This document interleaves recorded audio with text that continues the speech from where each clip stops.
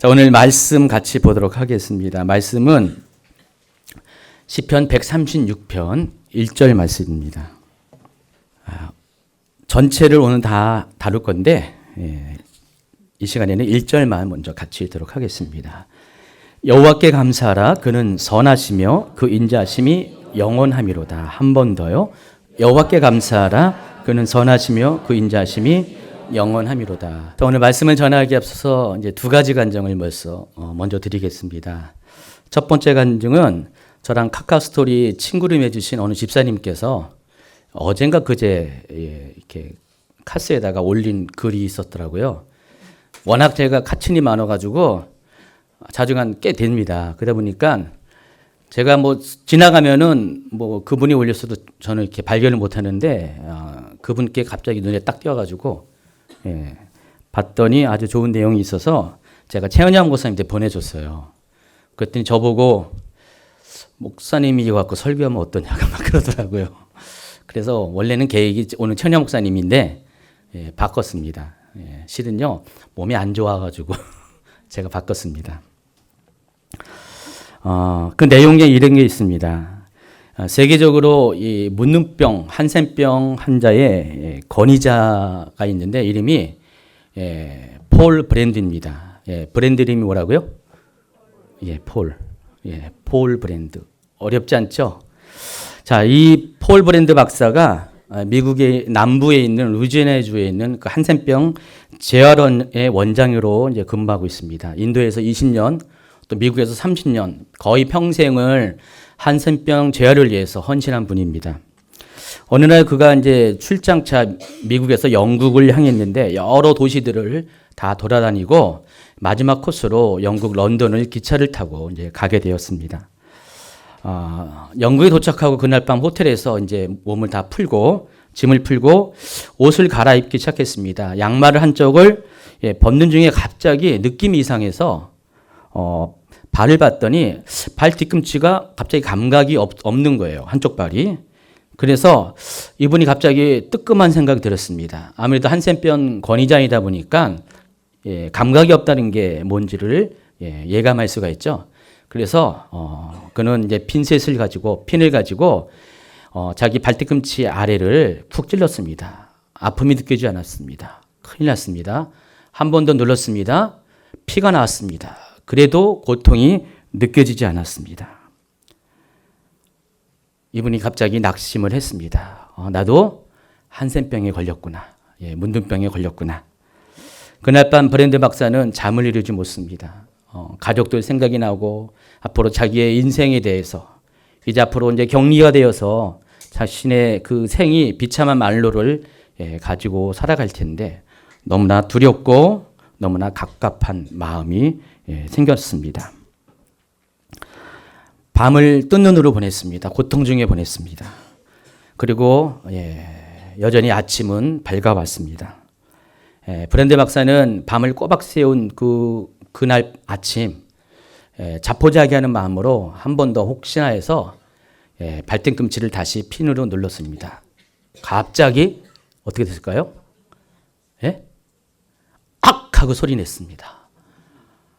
갑자기 고통이 크게 느껴지는 것이에요. 그러면서 동시에 감사의 기도를 하게 됩니다. 입술에서 갑자기 고백이 나옵니다. 하나님 감사합니다. 아프게 해줘서 감사합니다. 고통을 느끼게 해서 감사합니다. 전에는요, 만약에 아팠으면 어떻게 됩니까? 알고 죽겠다. 갑자기 욕 잘하는 분은 욕이 나오겠죠. 근데 갑자기 고통을 느끼면서 감사의 말이 쏟아져 나오기 시작했습니다. 자, 알고 봤더니 어제 장시간 동안에 기차여행을 하다 보니까 좁은 공간에서 다리 한쪽이 눌려져 있었고 그것이 호텔에 도착하는 순간까지 마비가 풀리지 않았기 때문에 그런 일이 있었다는 것입니다.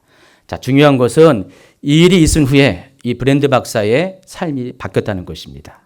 전에는 아무리 자기가 이런 중요한 좋은 일을 한다 할지라도 여전히 원망과 불평이 있었고 삶에 만족이 없었고 감사가 없었는데 이제는 자신의 몸이 아픈 것에 대해서 고통이 있다는 것에서 이것이 정말 감사이라는 것을 깨닫게 됐다는 것입니다.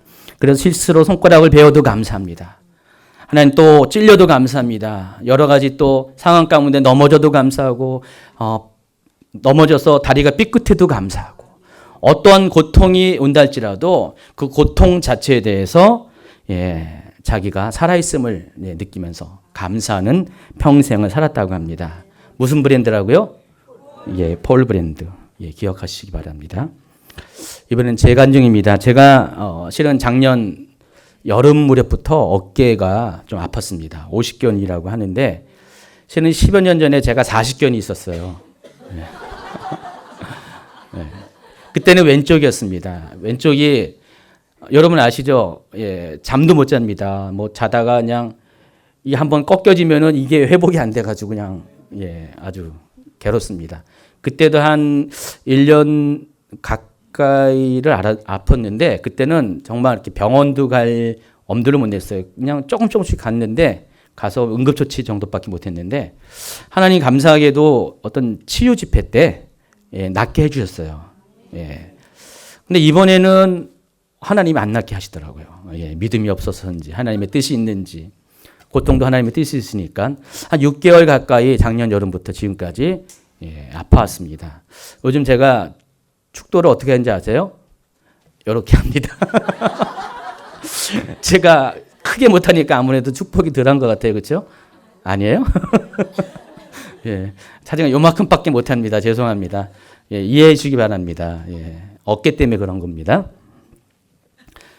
그래서 이제 제가 이것 때문에 많이 아프고 제가 어느 날부터 기타를 못 치잖아요. 그러니까 찬양을 인도를 안 하니까 또 제가 인도하는 찬양이 목마른 분들이 있었더라고요. 몰랐었는데 목사님 왜 찬양 인도 안 하냐고. 근데 실은 이 어깨 때문에 찬양 인도를 이렇게 기타를 못 쳐서 못했습니다. 이런 소식이 이제 알려지게 되니까 어느 이제 찬양팀 중에서 찬양팀들은 알잖아요. 그래서 어느 집사님이 목사님 제가 마사지 하는데 마사지로 좀 풀어드릴게요. 그랬어요. 또 어느 집사님은 제가 누구라고 말 못하지만은 오늘 간증한 분하고 아주 친한 분입니다. 목사님 제가 봉침 놓을 줄 아는데 봉침을 놔두겠습니다. 봉침 뭔지 아세요? 벌침입니다. 큰 봉침 그게 아니라 벌 뒷공무니로 딱 침 놓는 겁니다. 그래서 그걸 놔주겠다고 했습니다. 그래서 제가 몇 주 전부터 이 두 가지 치료를 동시에 받고 있습니다. 근데 아까 제가 이 간증을 했어요, 오전에. 근데 아까 어느 집사님이 나가면서 목사님 서울 S병원 가면요 한 번에 나요. 오늘 새로 알았습니다. 아픈 거는 참 광고해야 됩니다. 그런데 계속 치료를 한 2주 동안 받다가 지난 목요일 날은 어떻게 시간이 겹쳐가지고 봉침 먼저 받고 또 나중에 이어서 마사지를 받았습니다. 근데 그게 무리가 됐었나 봐요. 그래서 그날 밤 좌우지간 고생 많이 했습니다. 제가 받을 때는 좋고 편했고 많이 풀어졌는데 제가 그렇게 아파 본 적 처음인 것 같아요.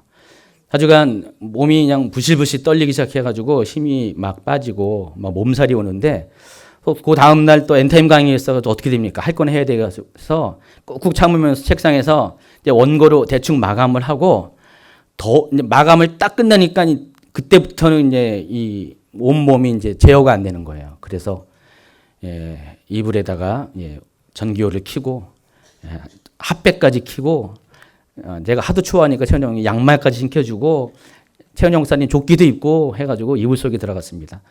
계속해서 떨면서 그날 밤을 거의 잠을 못 잤어요. 한 5분 자다 깨고 5분 자다 깨고 해가지고 고통의 밤, 불면의 밤 이게 뭔지 압니다. 그래서 하루 종일 이렇게 몸살과 더불어서 이 통증 때문에 많이 아픈 시간을 보냈습니다. 그 다음 날도 좀 많이 아팠고요. 어쨌든 그 다음 날 일정을 다 취소하고 저녁 예배만 겨우 인도했습니다. 제 상황을 이제 전해들은 우리 마사지하는 집사님이 카톡을 보내왔습니다. 마사지 고입니다.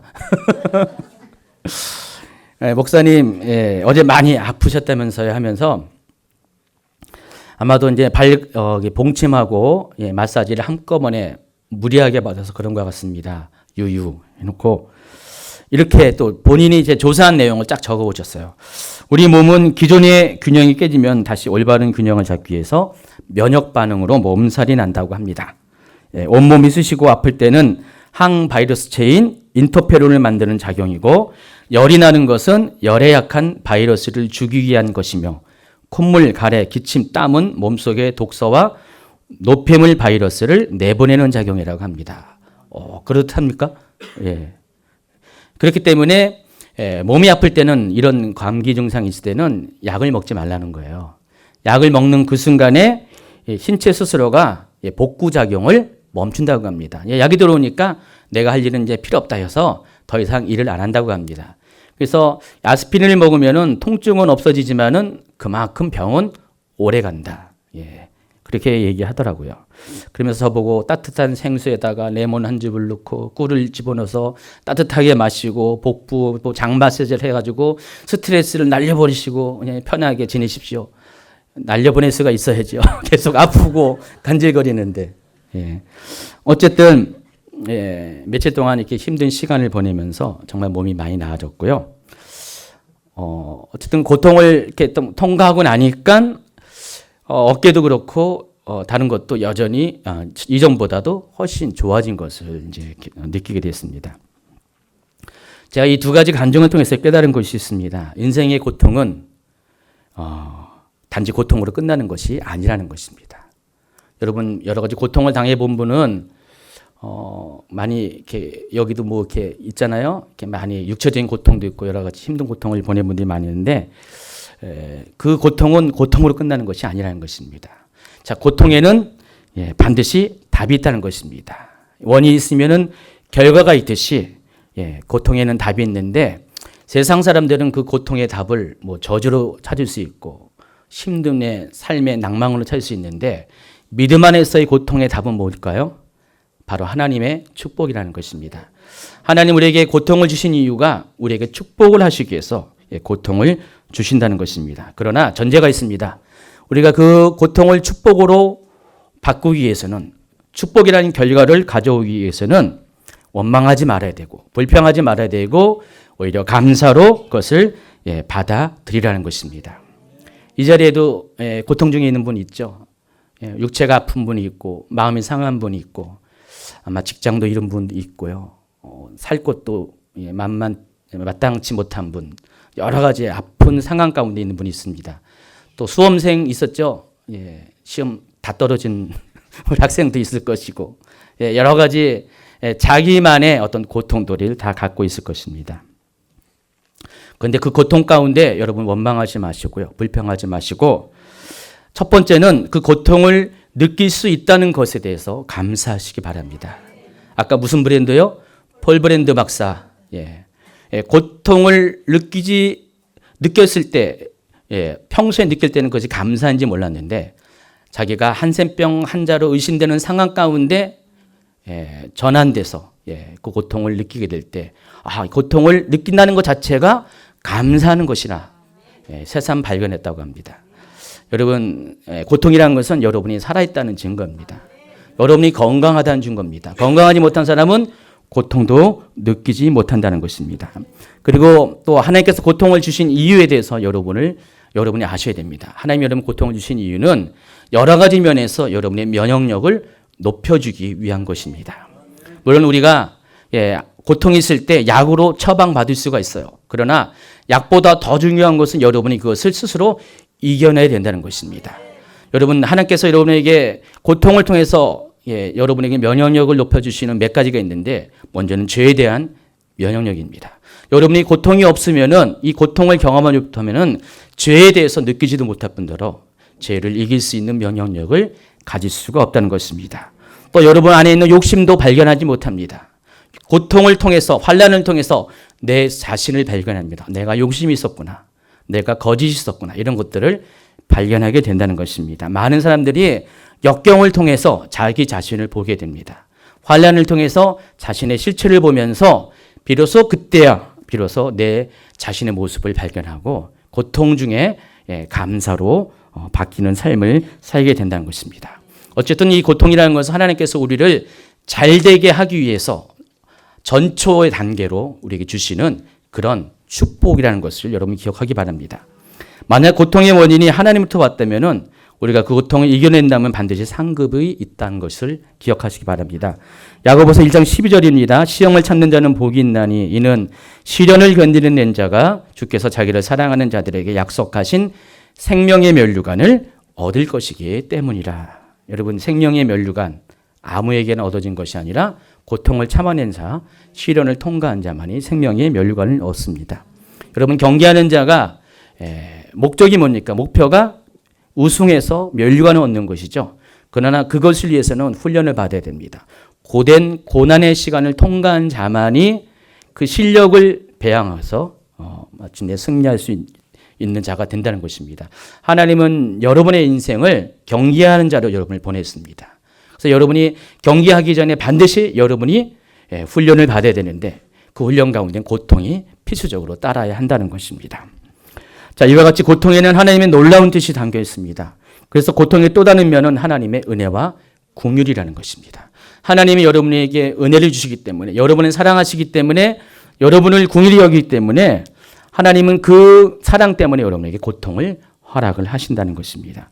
그래서 여러분, 고통을 통해서 감사를 배우시기 바랍니다. 오늘 본문 시편 136편 말씀으로 다시 돌아갑니다. 원래는 이게 다 읽어야 되는데 아까는 1절만 읽었죠. 한 번 더 읽도록 하겠습니다. 여호와께 감사하라. 그는 선하시며 그 인자심이 영원함이로다. 자, 이것을 영어 성경으로 읽어보면 다음과 같습니다. Give thanks to the Lord. 하나님께 감사를 드리십시오. 한글 성경에는 명확하게 나와 있지 않지만 영어에는 분명히 나왔습니다. 전치사 for를 사용했습니다. for가 because랑 같은 뜻이죠. 이유를 나타내는 전치사입니다. For he is good. 하나님은 선하시기 때문입니다. 그러니까 여러분이 하나님께 감사할 이유가 뭐라고요? 하나님은 선하시기 때문입니다. His love endures forever. 하나님의 사랑은 영원하시기 때문입니다. 우리 한글은 하나님의 인자하심은 영원하다고 했는데 여기서 하나님의 사랑은 영원하시기 때문입니다라고 고백을 하고 있습니다. 여러분, 하나님께 감사할 이유가 분명해야 됩니다. 그냥 하나님이기 때문에 감사하는 것이 아니라 하나님의 어떻게 행하심 때문에 감사해야 되는데 그것이 뭐냐면은 하나님이 선한 분이기 때문에 또 여러분을 향한 하나님의 사랑이 영원하기 때문에 그것을 인하여 감사를 하라는 것입니다. 여러분, 그 성경을 보면은 감사라는 단어가 모두 몇 번이 나오냐면은 176번에 걸쳐서 감사라는 단어가 나온다고 합니다. 자, 그런데 이 감사라는 단어가 특별히 이 시편에만 74번이 등장합니다. 그리고 오늘 읽어드린 136편에는 감사라는 단어가 무려 26번이 나옵니다. 자, 그러면은 이 감사라는 단어가 왜 시편에만 집중되어 있고 또 시편 중에서도 136편에만 집중되어 있는지를 여러분이 그것을 좀 알 필요가 있다는 것입니다.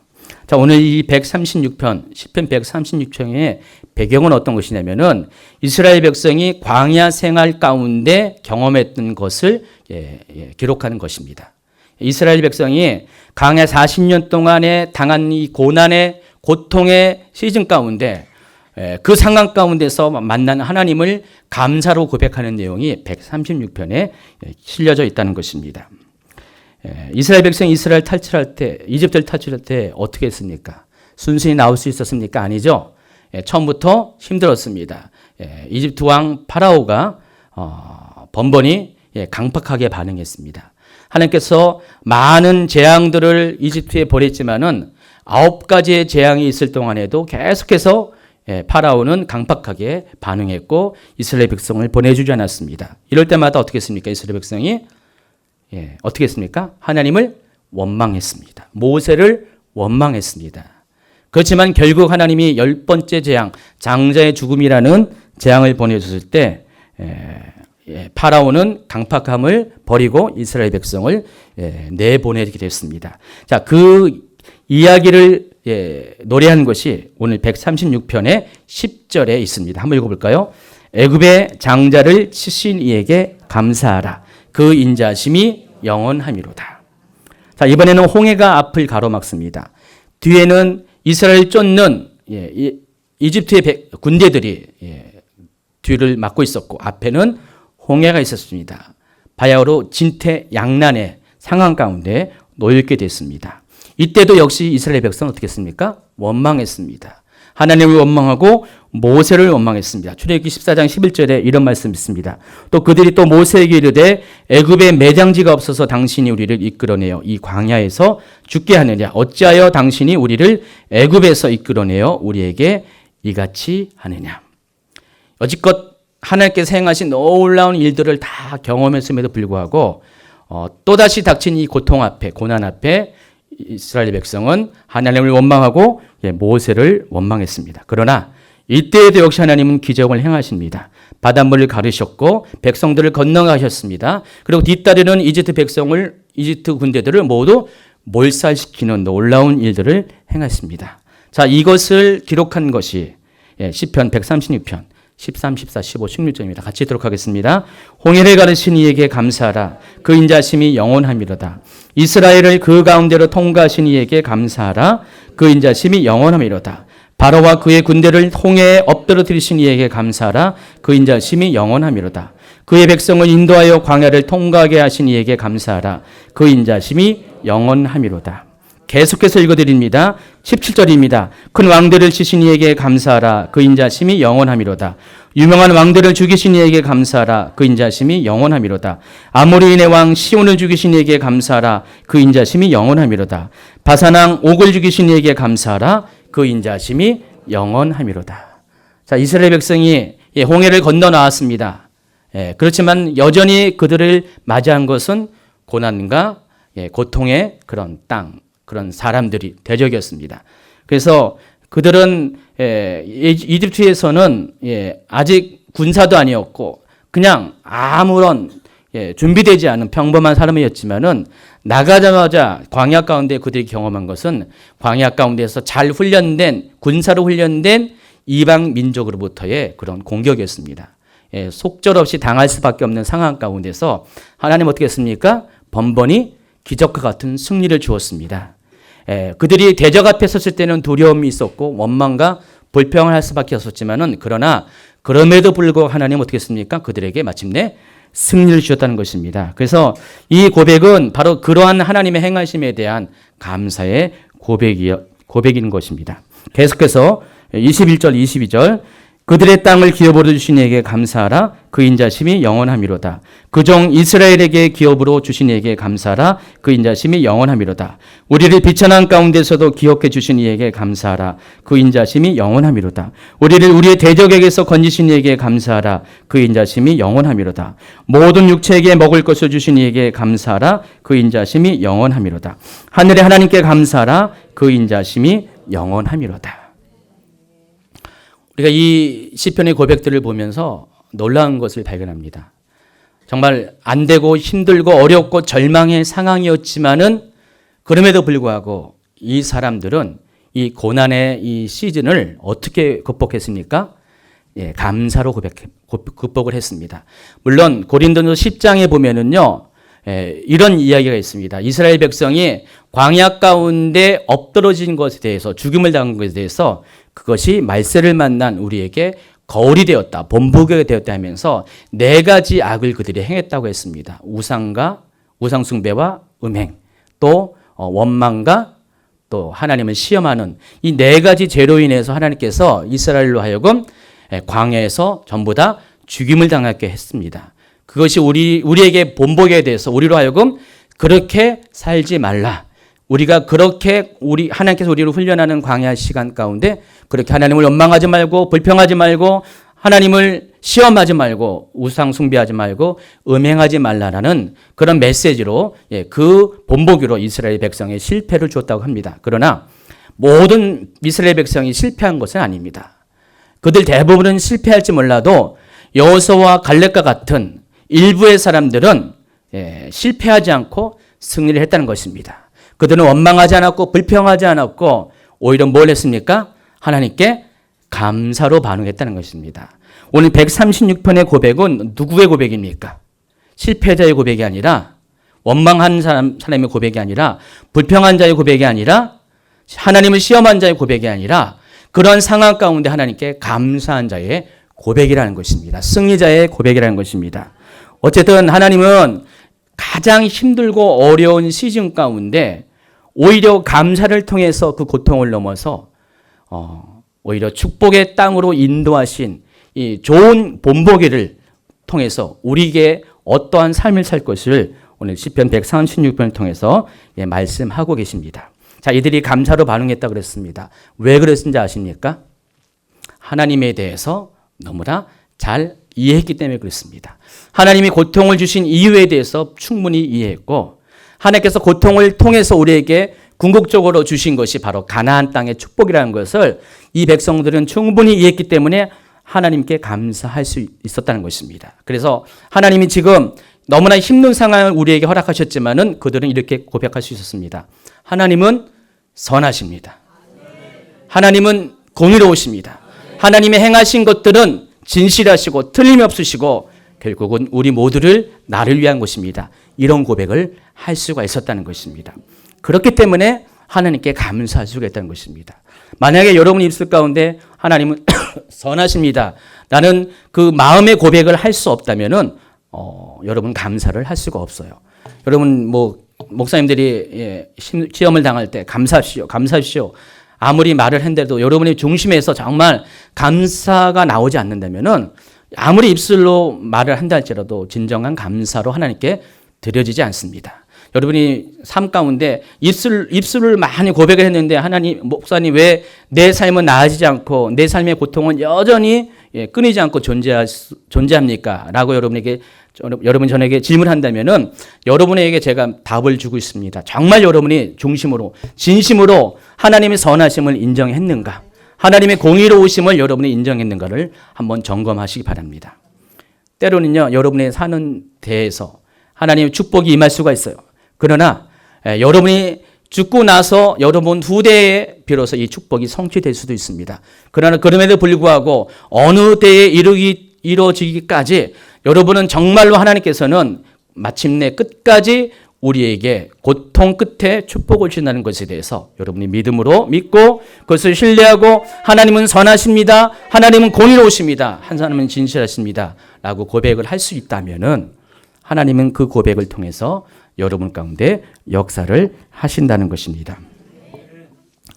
맞습니다. 하나님은 선하십니다. 하나님은 실수하지 않습니다. 여러분을 향한 하나님의 사랑은 영원하시기 때문입니다. 그래서 고통은 그 고통의 의미를 아는 사람에게는 축복이라는 것입니다. 제가 그 침을 맞고 이런 어떤 마사지를 받을 때 솔직히 아픕니다. 어제도 제가 겨우 밤쯤 돼서 조금 해보게 됐는데 집사님이 또 뜬금없이 카톡을 보내가지고 목사님 오늘도 벌을 준비할까요? 끔찍했습니다. 아닙니다. 혹시나 해서 가져갈게요. 지금 벌들이 저를 기다리고 있어요. 지난주에도 10마리의 별들이 순직을 했는데 아직도 흔적이 남아있는데 저는 솔직히 끔찍합니다. 근데 그 고통을 통과해야지 어떻게 됩니까? 좋아지는 건 알잖아요. 좋아지는 거 알기 때문에 사람은 정말 쉬운 길, 편한 길을 찾잖아요. 아까 그 S병원은 편한 길 같아요. 그렇지만은 우리가 대가를 치를 때 대가를 통과하고 난 다음에 우리의 삶 가운데는 정말 다시 되돌리지 않아도 될 하나님의 그 축복이 우리 가운데 기다리고 있다는 것입니다. 그래서 우리가 고통의 의미는 고통을 통과해서 축복을 경험한 사람만이 이것을 공유할 수가 있다는 것입니다. 여러분 삶 가운데 한 번도 하나님의 축복을 공유하지 못한 분 계십니까? 나는 여지껏 믿음 생활한 이후 지금까지 한 번도 하나님께서 나의 아픔과 나의 힘듦을 돌아보지 않고 계속 힘든 상태로만 살아왔습니까? 그런 사람이 있습니까? 혹시 그런 사람이 있습니까? 아니죠. 하나님이 힘들고 어려워도 여러분 가운데 조금씩이라도 그런 하나님의 축복의 빛들을 비춰줬을 거예요. 그 따스함을 경험했을 것이에요. 만약에 그런 것이 있다면 그것이 믿음이 되어야 됩니다.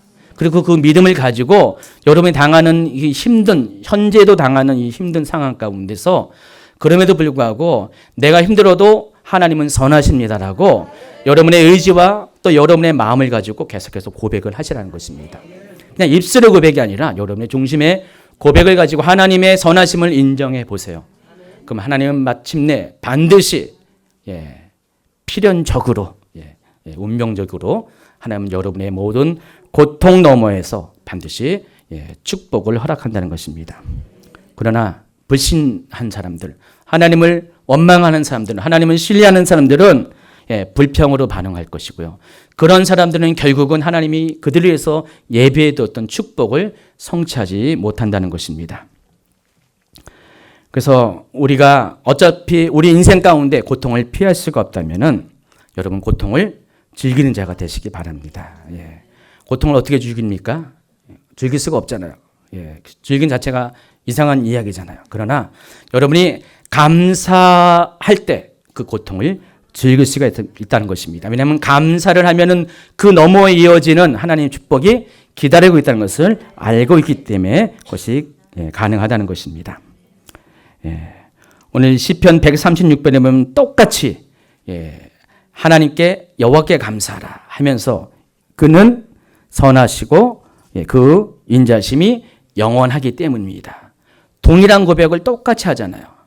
동일한 상황, 동일한 사건단입니다. 각각 다른 상황, 다른 사건 가운데에서 고백은 똑같습니다. 그들의 고백은 똑같아요. 그러니까 하나님이 선하시기 때문에, 하나님의 선하심이, 사랑하심이 영원하시기 때문에 우리가 감사를 해야 된다는 것입니다. 여러분 각자 다 달라요. 인생의 배경도 다르고 살아온 환경도 다르고 현재 처한 그런 입장도 다 다릅니다. 그러나 믿음의 사람들은 동일한 고백을 해야 합니다. 하나님은 선하십니다. 하나님의 사랑은 영원하십니다.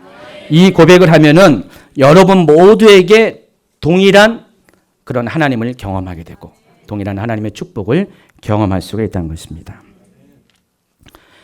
한자 성어에 고진감래라는 단어가 있습니다. 고생 끝에 낙이 옵니다.